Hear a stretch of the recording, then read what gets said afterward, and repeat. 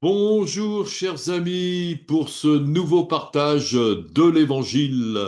On va continuer comme les deux fois précédentes. On va continuer donc notre découverte de l'Apocalypse. Donc on a déjà vu le jugement de l'Église en premier, ensuite le jugement du monde. Alors le jugement du monde n'est pas fini et on va parler cette fois-ci de la victoire des saints. Et on trouve ça dans Apocalypse chapitre 11 et Apocalypse chapitre 12.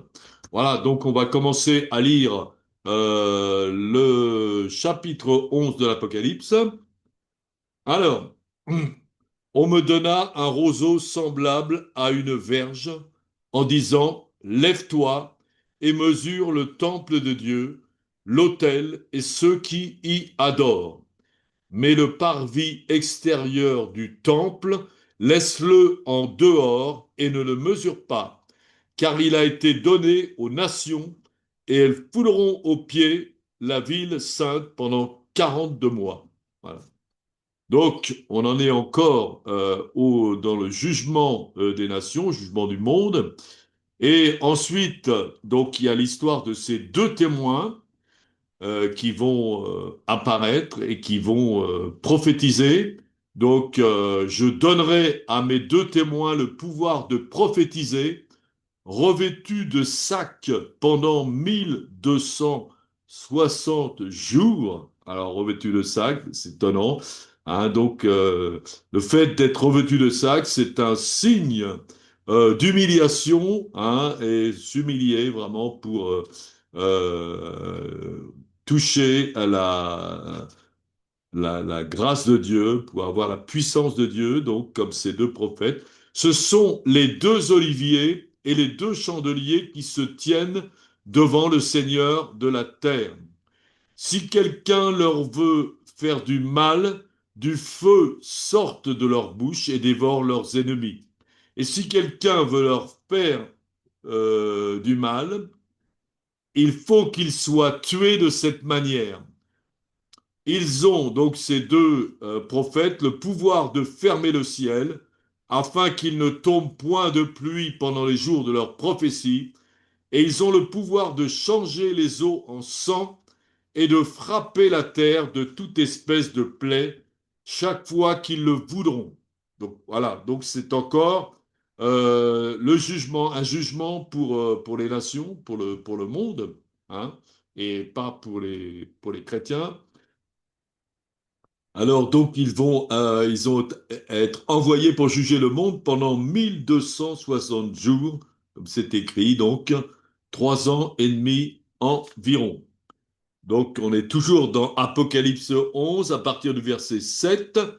Quand ils, ces deux témoins, auront achevé leur témoignage, la bête qui monte de l'abîme leur fera la guerre, les vaincra et les tuera, et leurs cadavres seront sur la place de la grande ville, qui est appelée dans un sens spirituel Sodome et Égypte, la même où leur Seigneur a été crucifié.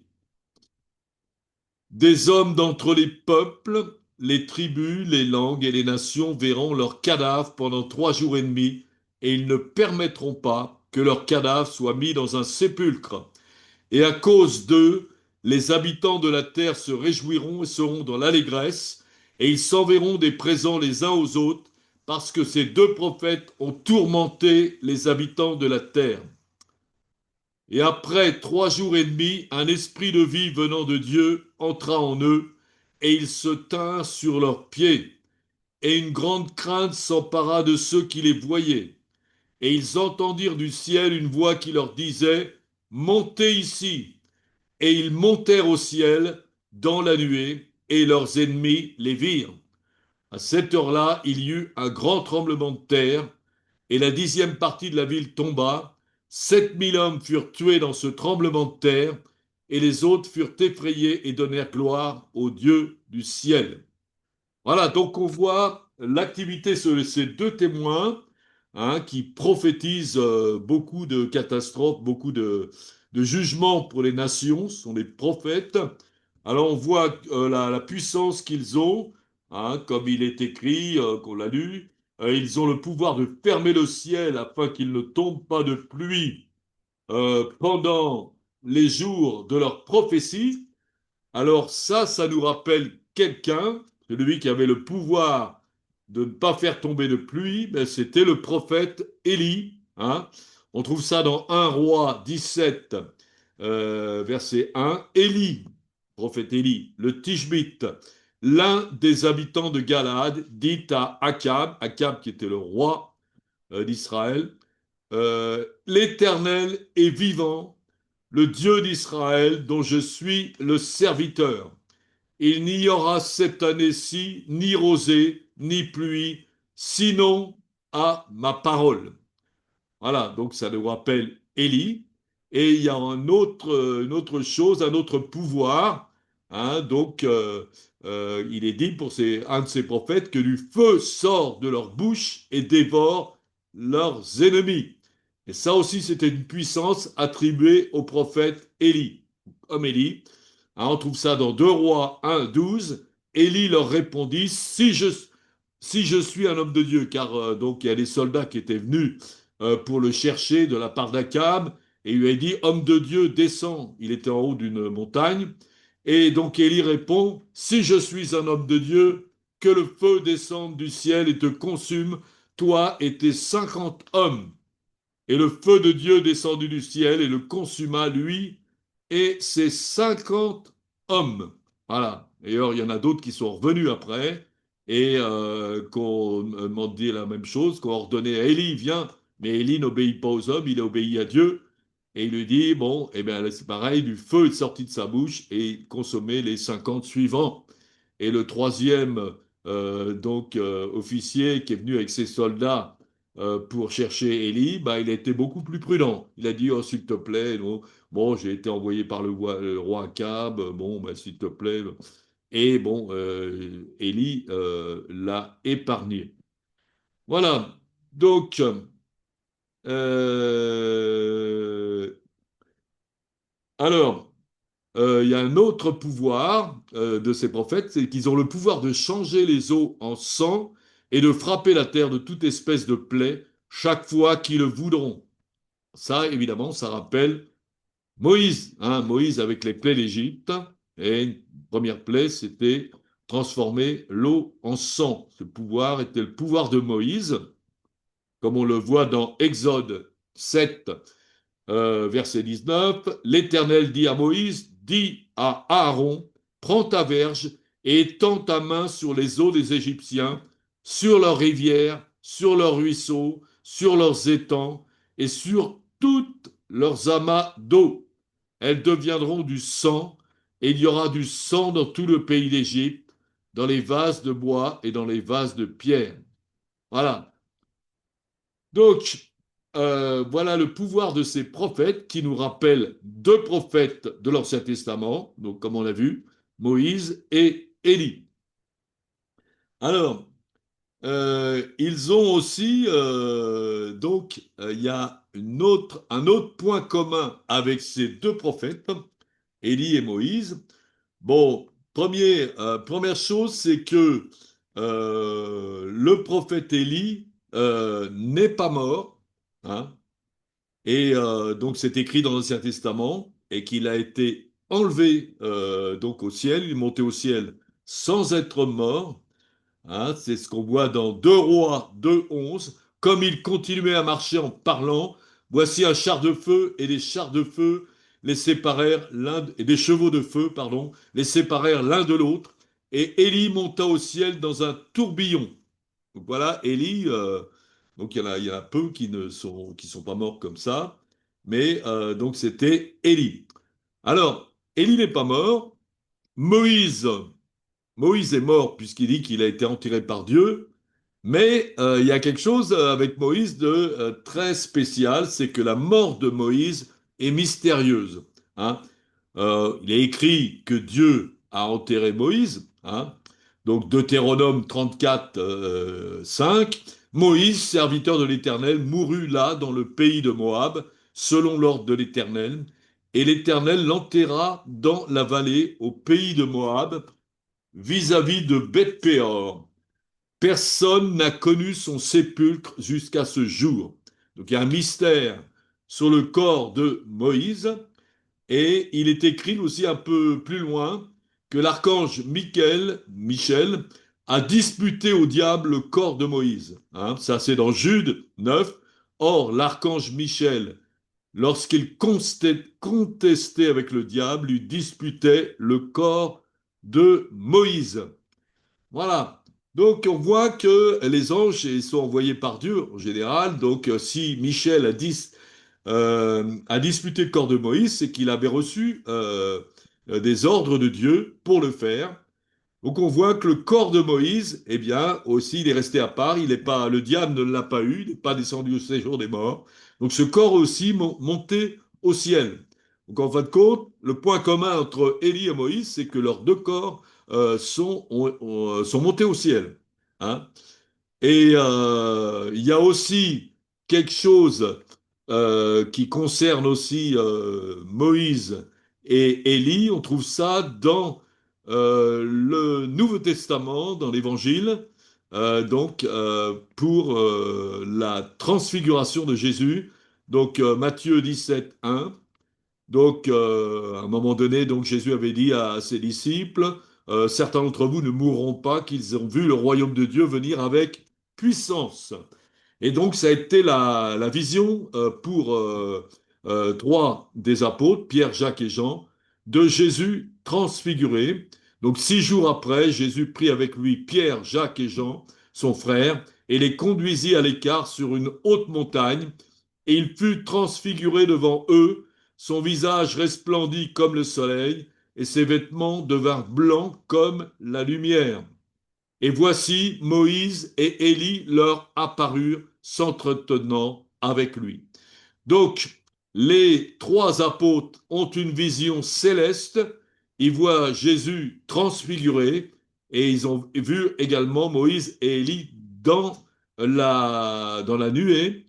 Donc, c'est une apparition du ciel. Ils voient des choses qui se passent au ciel, hein, qui préfigurent aussi la résurrection de Jésus, etc.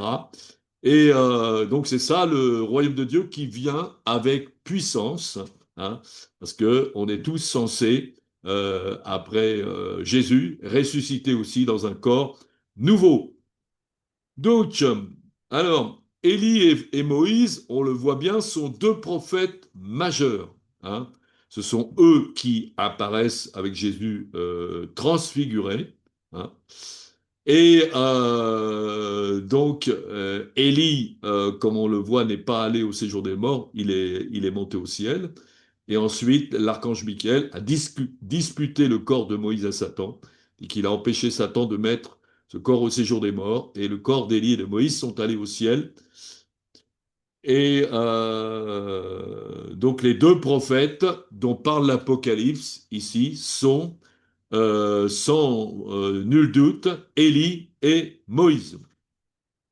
Alors, ensuite, qui vont mourir par la suite. Apocalypse 11, 14, on continue à lire ce chapitre.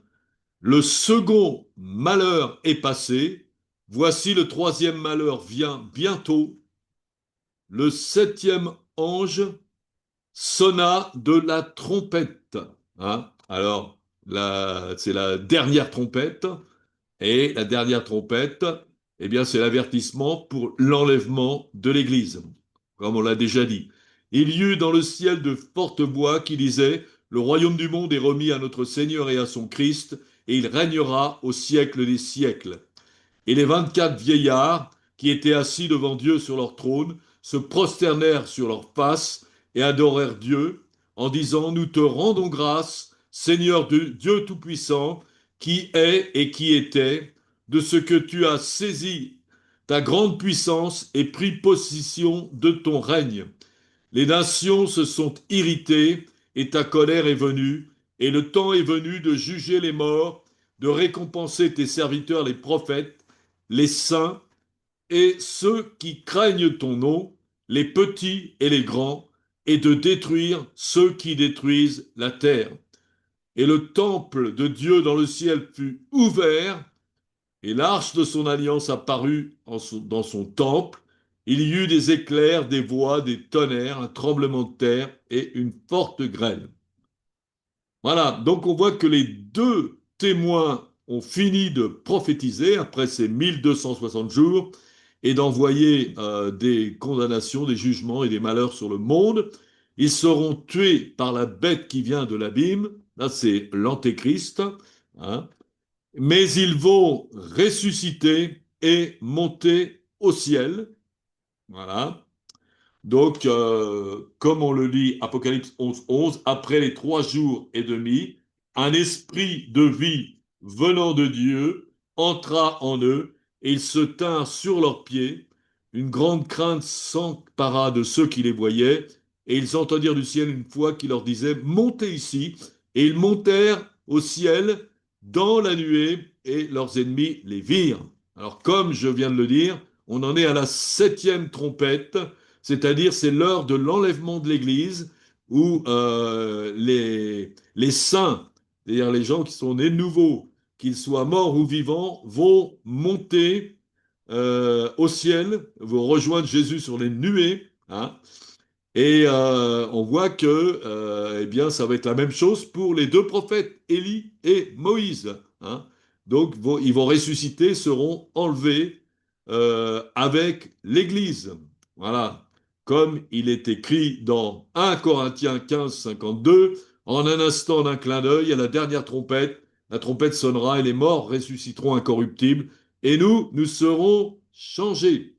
Donc c'est un détail de plus pour savoir quand l'enlèvement de l'Église va se produire. Eh bien déjà on le sait que c'est après, juste après que les deux prophètes aient fini de prophétiser et qu'ils soient tués, hein. Et donc c'est aussi la 7e trompette, donc c'est après les 1260 jours des deux prophètes. Donc on voit qu'on peut savoir avec plus de précision quand est-ce que cet enlèvement va se produire. Voilà, donc on va lire maintenant le chapitre 12 de l'Apocalypse. Donc on a fini le chapitre 11. Donc Apocalypse 12, 1, un grand signe parut dans le ciel, une femme enveloppée du soleil, la lune sous ses pieds et une couronne de 12 étoiles sur la tête. Elle était enceinte, elle criait, était en travail et dans les douleurs de l'enfantement. Alors, qui est donc cette femme enveloppée du soleil, la lune sous ses pieds et une couronne de 12 étoiles sur sa tête, hein? Alors, il y a des gens beaucoup de gens, surtout parmi les catholiques, qui pensent que c'est Marie. Mais en fin de compte, vous allez voir, ça n'a rien à voir parce que donc il y a une vérité spirituelle qu'il nous faut connaître et ce texte qu'on vient de lire, hein, donc sur l'apparition de cette femme enveloppée du soleil, la lune sous ses pieds, eh bien c'est un texte à mettre en parallèle avec un autre texte de la Bible. La Bible s'explique toujours par la Bible. C'est dans Genèse 37, 9, 11, dans le songe de Joseph. Et il dit donc, j'ai eu un autre songe, et voici le soleil, la lune et les 11 étoiles, donc se prosternèrent devant moi, 12 avec lui. Voilà, donc les 12 étoiles font référence aux 12 tribus d'Israël, bien sûr. La femme en Apocalypse 12 est Israël.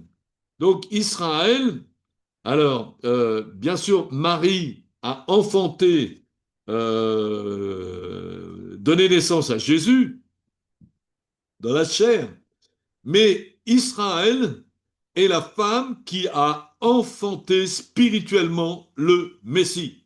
C'est-à-dire que depuis dans l'Ancien Testament, vous allez voir que depuis toujours, eh bien, beaucoup de prophètes ont prophétisé sur la naissance de Jésus, la venue de Jésus, hein. Donc, c'est tout, représente Israël, représente les 12 tribus, et les 12 tribus, donc, sont aussi été dans l'attente du Messie. Donc, spirituellement parlant, Israël a enfanté le Messie, hein, alors que Marie l'a enfanté dans la chair, eux l'ont enfanté dans l'esprit.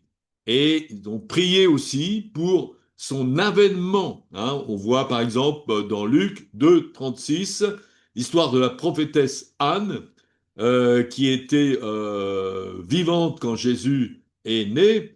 Hein. Il y avait une prophétesse Anne, fille de Phanuel de la tribu d'Aser. Elle était fort avancée en âge. Elle avait vécu 7 ans avec son mari depuis sa virginité.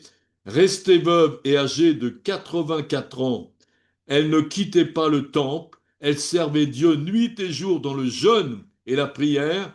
Était survenue elle aussi à la même heure, elle louait Dieu et parlait de Jésus à ceux qui attendaient la délivrance de Jérusalem.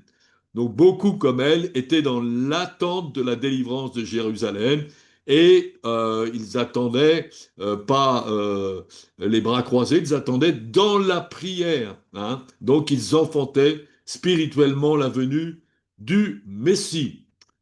Voilà, donc on continue Apocalypse 12, à partir du verset 3. Un autre signe parut encore dans le ciel, et voici, c'était un grand dragon rouge, ayant 7 têtes et 10 cornes, et sur cette tête, 7 diadèmes. Sa queue entraînait le tiers des étoiles du ciel et les jetait sur la terre. Le dragon se tint devant la femme qui allait enfanter, afin de dévorer son enfant. Lorsqu'elle aurait enfanté, elle enfanta un fils qui doit paître toutes les nations avec une verge de fer. Donc là, les choses sont claires aussi. Hein. Le dragon rouge, évidemment, l'enfant, c'est Jésus, bien sûr, le Messie, qui sera plus tard enlevé vers Dieu et vers son trône, donc le jour de l'Assomption. Hein. Et le dragon rouge représente le diable. Hein. Et donc, ce qui est écrit, il fut précipité, le grand dragon, le serpent ancien, appelé le diable et Satan, celui qui séduit toute la terre, fut précipité sur la terre. Des gens furent précipités avec lui. Voilà, donc on dit aussi que le diable, ce dragon, se tenait devant la femme pour dévorer l'enfant à sa naissance. Alors là aussi, c'est compréhensible par un autre passage de la Bible où on voit que quand les rois mages viennent à Jérusalem et ils annoncent la naissance du Messie au roi Hérode, donc Hérode, évidemment, il est furieux parce qu'il pense que le roi, c'est lui. S'il y a un nouveau roi qui est né, ça va pas aller. Donc, après, il avait demandé au roi mage de l'avertir où se trouvait Jésus, ce Jésus qui était né. Et puis, bon, eh ben, finalement, ils l'ont pas fait, heureusement. Et les rois mages sont venus par un autre chemin, ils n'ont pas prévenu Hérode. Et à ce moment-là, Hérode se mit dans une grande colère et envoya tuer tous les enfants de 2 ans et en dessous qui étaient à Bethléem et aux alentours, qu'on appelle le massacre des innocents. Donc il y a eu, ben, c'est le diable évidemment qui a inspiré Hérode, qui voulait absolument tuer le Messie, mais il n'a pas réussi. Alors on continue à lire Apocalypse 12, verset 5. Et son enfant fut enlevé vers Dieu et vers son trône, c'est l'Assomption. La femme s'enfuit dans le désert où elle avait un lieu préparé par Dieu afin qu'elle soit nourrie pendant 1260 jours. Donc là encore, on retrouve les 1260 jours. Là, il s'agit du peuple d'Israël qui représente cette femme et qui est protégée, hein, par Dieu. Voilà, et à ce moment-là, verset 7, il y eut une guerre dans le ciel, Michel et ses anges combattirent le dragon, et le dragon et ses anges combattirent. Donc il y a une guerre spirituelle dans le ciel, mais donc le dragon et ses anges ne furent pas les plus forts, et leur place ne fut plus trouvée dans le ciel. Et il fut précipité le grand dragon, le serpent ancien, appelé le diable et Satan, celui qui séduit toute la terre. Il fut précipité sur la terre et ses anges furent précipités avec lui. Voilà. Donc là, le diable, il change de niveau maintenant.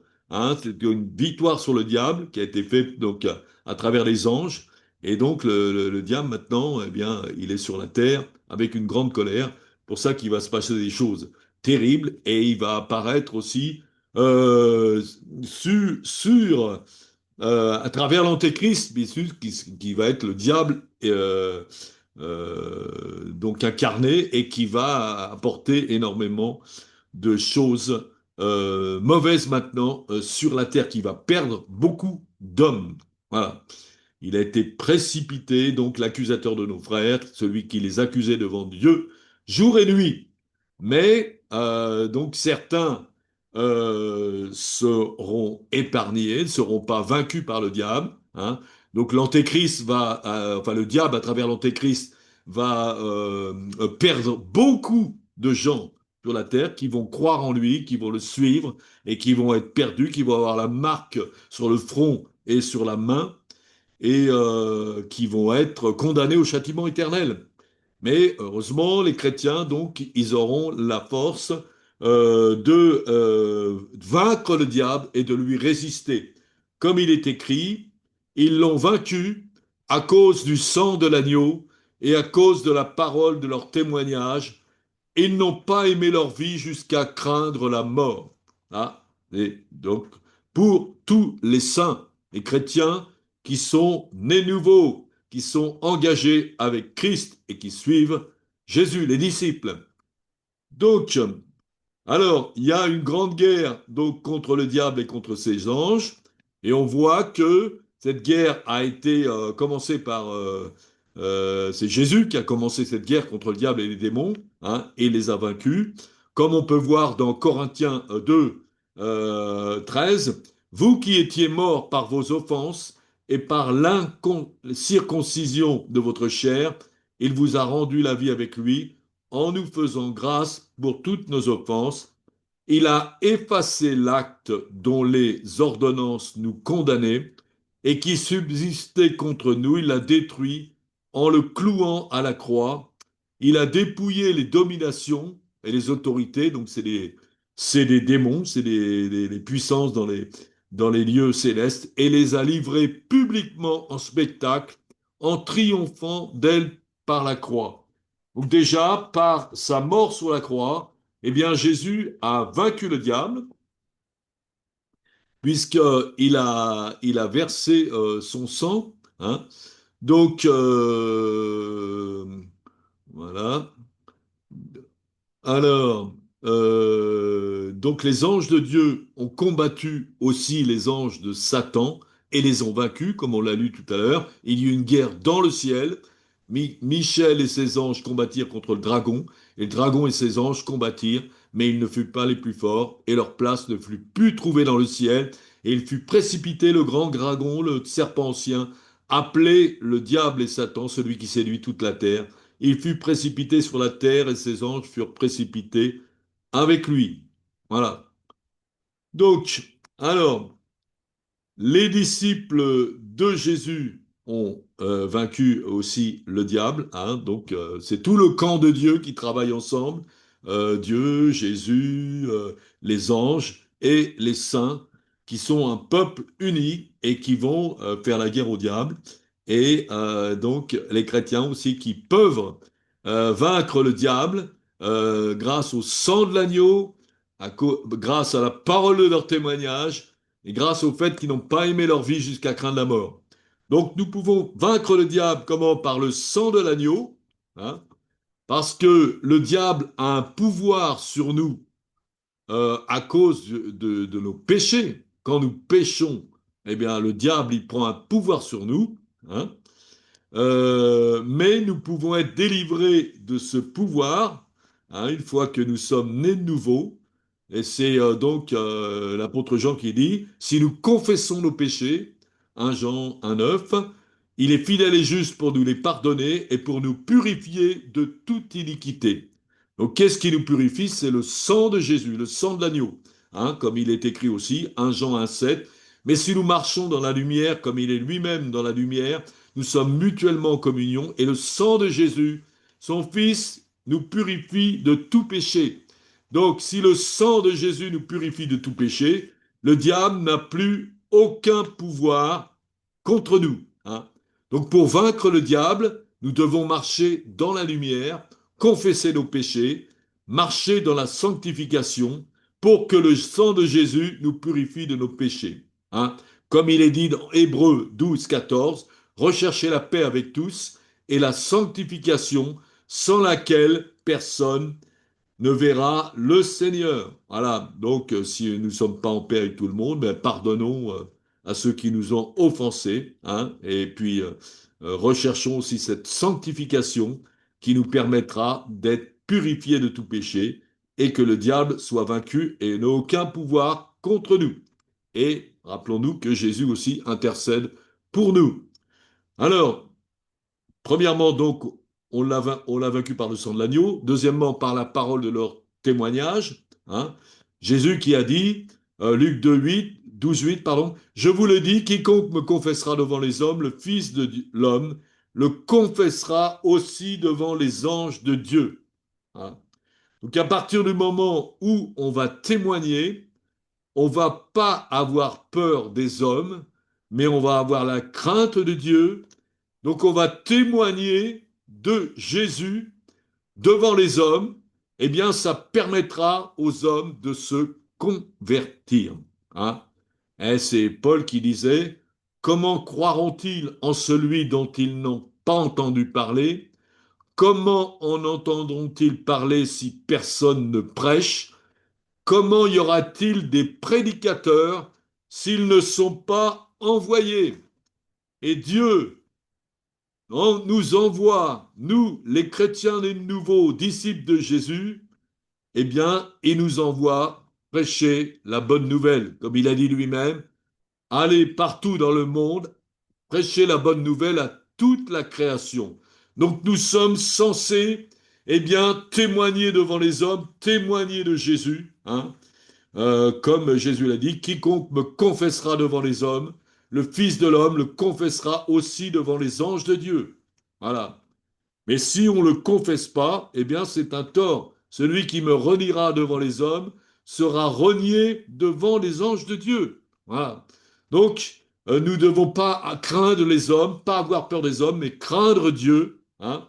Lui qui nous dit ne craignez pas ceux qui tuent le corps, les hommes qui peuvent tuer le corps, mais qui ne peuvent tuer l'âme. Craignez plutôt celui qui peut faire périr l'âme et le corps dans la géhenne.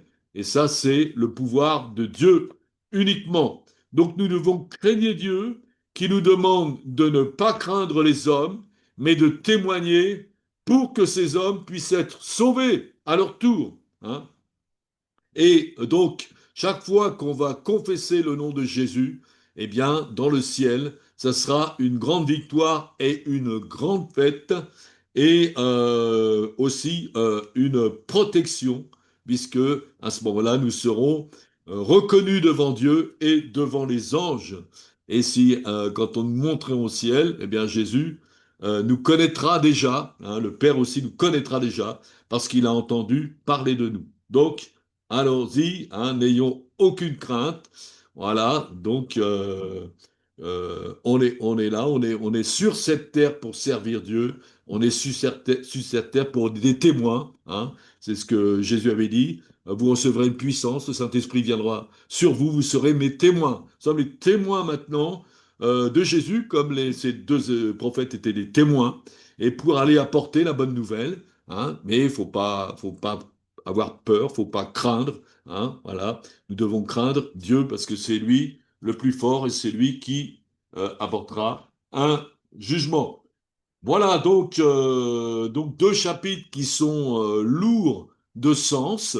Eh bien, merci beaucoup de les avoir écoutés. Que le Seigneur vous bénisse et tous ensemble au combat. Hein, sachez qu'avec tout ça, eh bien, nous avons Jésus a vaincu le diable, les anges ont vaincu le diable et nous aussi, eh bien, nous pouvons vaincre le diable comme on vient de le dire. Que le Seigneur vous bénisse maintenant, et puis la victoire est pour Dieu et pour tous ceux qui l'aiment. À bientôt, bonne semaine, et à la prochaine fois. Au revoir.